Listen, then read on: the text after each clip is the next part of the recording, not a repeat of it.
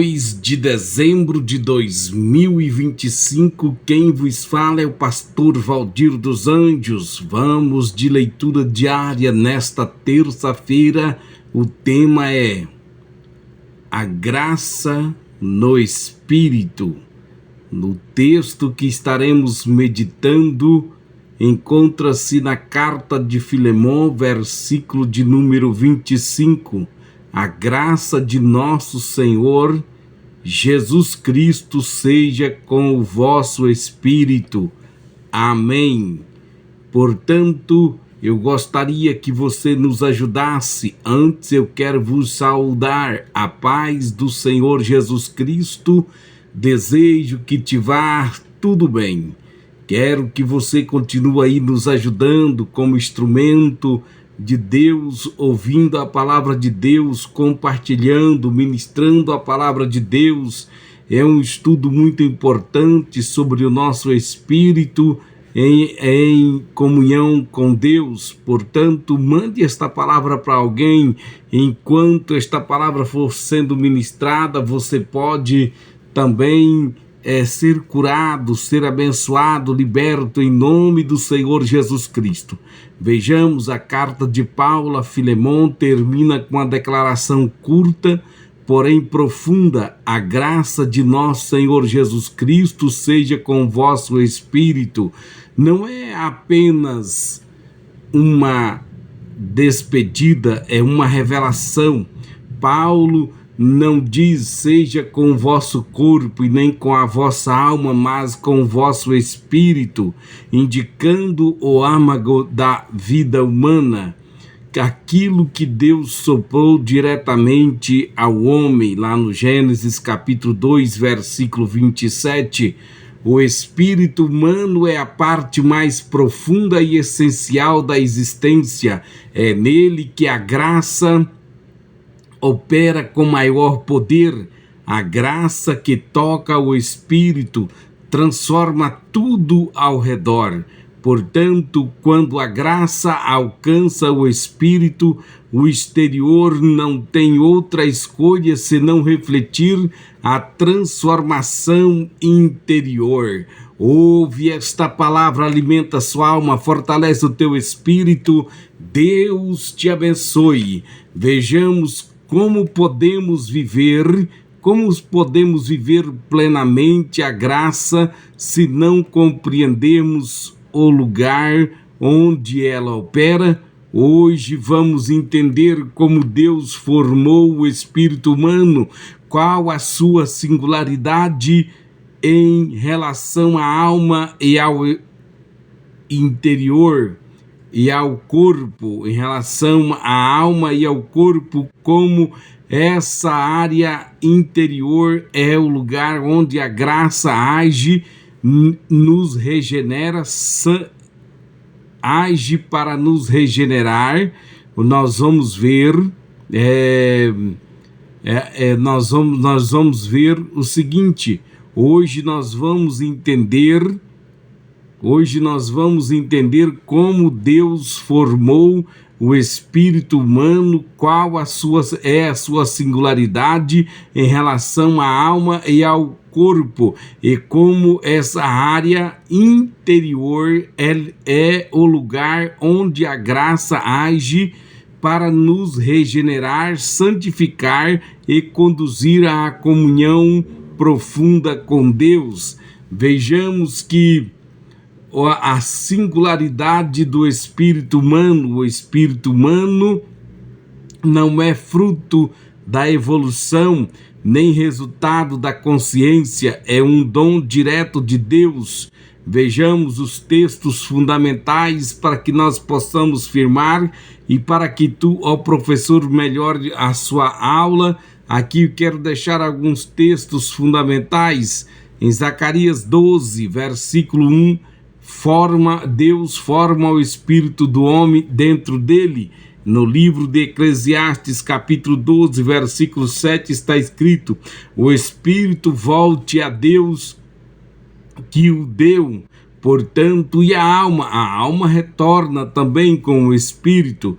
Agora, aí segue-se o julgamento, estaremos falando disso em outra parte. Porém, a alma e o espírito são imortais.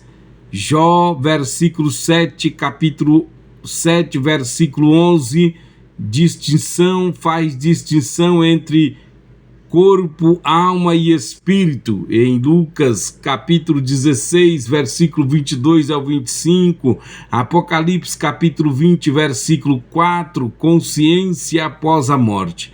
O espírito humano é aquilo que recebe o fôlego de vida do Criador. É aquilo que permite comunhão com Deus.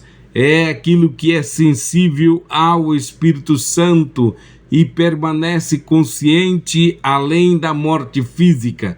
Na Bíblia é chamado de Ruach, espírito, e Nepe, alma. Às vezes se refere a todo o imaterial, mas em outras passagens aparecem nitidamente distintos. O espírito é mais profundo que a alma.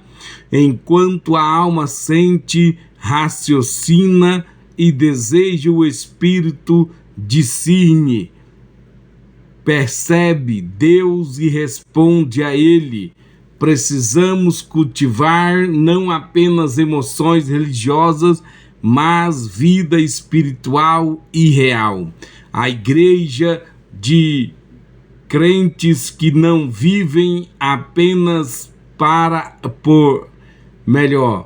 a igreja precisa de crentes que não vivem apenas por alma e emoção, mas por espírito, em comunhão com Deus, o Criador. Nós vimos que a sociedade atual vive vazia e desconhece sua própria essência espiritual. Vamos ver também sobre a tênue divisão entre alma e espírito. Há duas passagens do Novo Testamento que são fundamentais. Primeira carta de Paulo aos Tessalonicenses, capítulo 5, versículo 23, fala-se de corpo, alma e espírito. Em Hebreus, capítulo 4, versículo 12, somente a palavra divide o que é tão entretecido. Esses textos revelam que o espírito é distinto da alma. A diferença é fina, profunda e espiritual. Somente o Espírito Santo e a palavra alcança esse nível. A alma pode se emocionar no culto, o espírito se rende diante de Deus. A alma pode sentir paz, o espírito conhece o Deus da paz. A alma pode buscar bênçãos, o espírito busca o Deus que abençoa.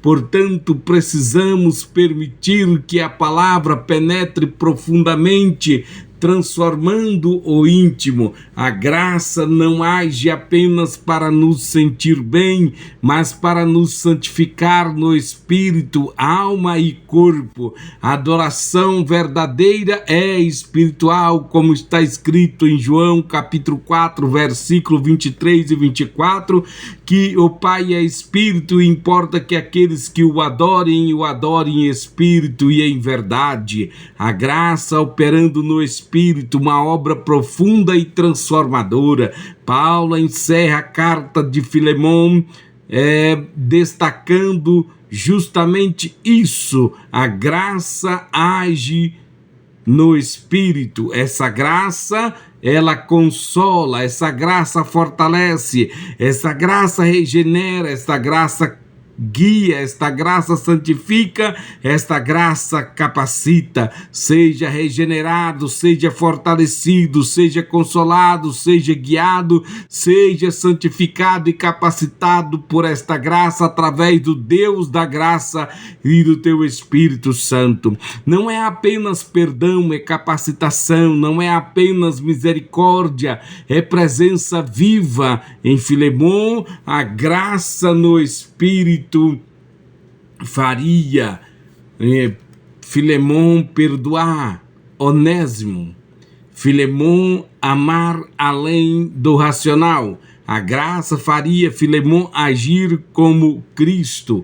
A graça faria Filemon vencer a carne. A graça no Espírito nos ajuda a vencer áreas interiores que ninguém vê. Portanto, para nós, como igreja, devemos viver não por emoções, mas por comunhão espiritual e profunda.